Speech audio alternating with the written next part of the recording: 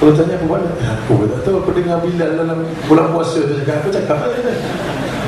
Jadi ini kadang-kadang kita bangsa Melayu ni dapat nikmat yang betul, tapi kita buat usaha yang salah.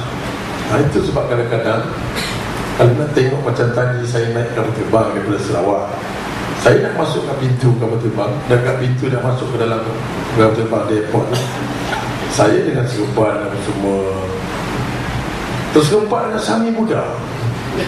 Dia pun tengok kita atas bawah, kita pun tengok dia atas bawah. Terlintaslah hati saya, terlintaslah hati saya. Sami muda ni mesti mengatakan aku, dia cakap apa? Kau ni akidah betul, hati tak betul. Sami muda tu kata pada saya. Saya cakap pada Sami muda tu pula, lah hati juga. Kau ni hati betul, akidah tak betul. Kan? Pasal saya tahu pendidikan orang muda, saya tahu pelajaran dia macam mana, saya faham, saya tahu apa yang dia cari.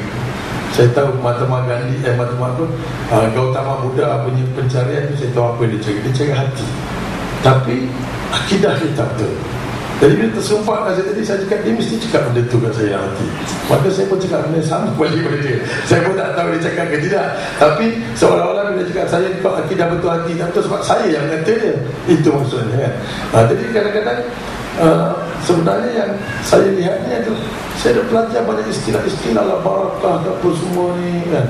Kadang-kadang kan ustaz saya, bila saya nak pergi, hari ni ceramah di mana, saya kata ke Perlis, dia akan cakap siru ala barakatillah, kata.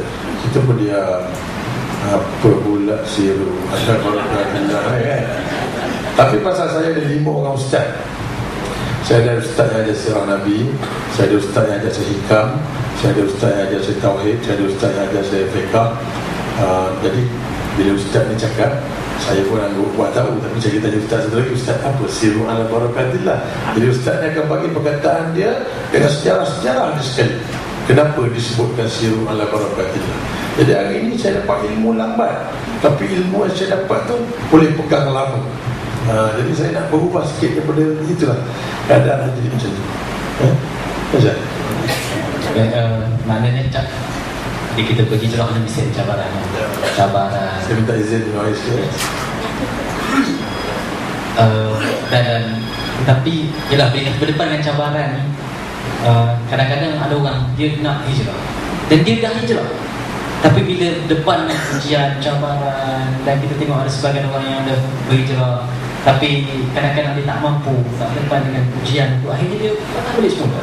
Abang bawa sikit, di mana abang bawa dapatkan kekuatan itu semua?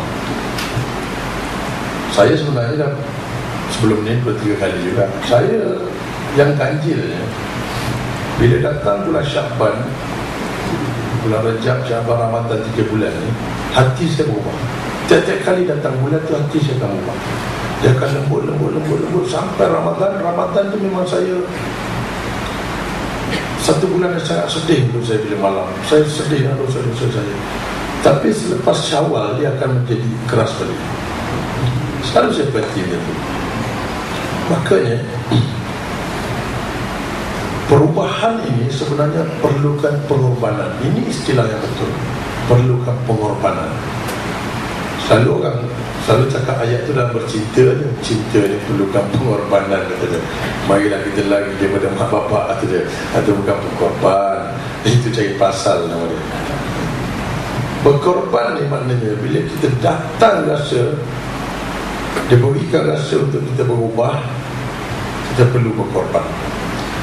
Tapi yang semampu kita, kita kena kenal kemampuan diri kita. Sebab kalau tak silap saya pernah terjumpa hadis yang Nabi kata orang yang mengetahui kemampuan diri dia, dia ada kekuatan. Jadi kita kena tahu kemampuan diri kita. Ada setengah orang dia tak mampu kalau dia miskin. Kalau dia miskin, mungkin dia akan jadi lebih kufur. Ada orang dia tak boleh kaya. Kalau dia kaya, dia jadi kufur. Tapi saya punya pengorbanan, saya bermula dengan diri saya. Kemudian saya tukar anak saya. Bila bertemu dengan ayat Ya ayyuhallazina amanu qu anfusakum wa ahlikum nara, Maka mula-mula saya tukar diri saya, dan saya lihat ayat itu, ku anfusakum wa ahlikum. Dia kena berubah sekali. Jaga diri kau dan keluarga kau. Dia tak cakap, dia tak berhentikan ku anfusakum nara, lepas tu keluar ayat lain wa ahlikum nara, tak disambung. Jadi saya fikir, kalau saya ubah, kalau keluarga saya tak berubah, saya akan balik ke belakang. Jadi saya buat perubahan serentak. Masa saya berubah, hari-hari saya asuh anak saya, asuh sampai saya cakap dengan dia, okay, sekolah yang sekarang ni, sekolah ni besar sangat, masjid dia kecil kan? Petang kita pergi satu sekolah yang kecil, masjid dia besar. Dia okey, tapi okey dia sebulan juga tak cakap. Kerana bila petang tu dia tak boleh pergi swimming, dia tak boleh pergi majlis tari menari, dia tak boleh pergi main basketball, dia tak boleh main cyber cafe, dia tak boleh pergi Mid Valley. Banyak benda dunia dia tak boleh buat. Sebulan dia tak cakap. Bila makan sama-sama, habis makan dia lain. Saya pun keluar juga terus jalan macam ni, cerita-cerita kepada orang ramai mengenai Allah, apa popular kan Allah. Satu hari saya balik, anak saya nombor 2 cakap, ayah kita orang nak mesyuarat, jangan berhenti sekolah.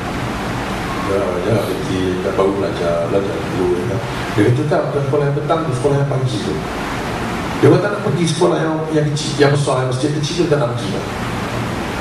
Saya cakap kenapa? Dia cakap kita rasa seronok belajar Quran. Sekarang dia belajar Quran, dan masjid tu belajar tahfiz, semua Quran, bahasa Inggeris, bahasa Arab, hadis. Saya sebenarnya nak melompat, tapi takut dapat macam Piramli pula kan. Kita pun Alhamdulillah, kontrol macam apa kan. Baguslah kalau macam tu. Jadi mula-mula saya kata kita kurang-kurangkanlah pakaian-pakaian Yahudi kita ni. Jadi mana t-shirt gambar pelik-pelik itu kita sintingkan lah. Saya pun start galakkan dia orang pakai kurta ke apa, minatkan dia orang. Ya hari ni orang pakai kopiah tu, semua yang buat sekolah orang kadang dia orang duduk di masjid tu lah, tak balik-balik kan, daripada Sabtu Ahad dia. Jadi dia orang pun, dia orang dah khatam Quran sebelum ni, tapi khatam sepatutnya khatam adat kan, khatam pasal nak buat bulu kuning tu kan. Yang ni dia setiap balik dia baca, dia dah minat Quran. Alhamdulillah dalam masa yang sama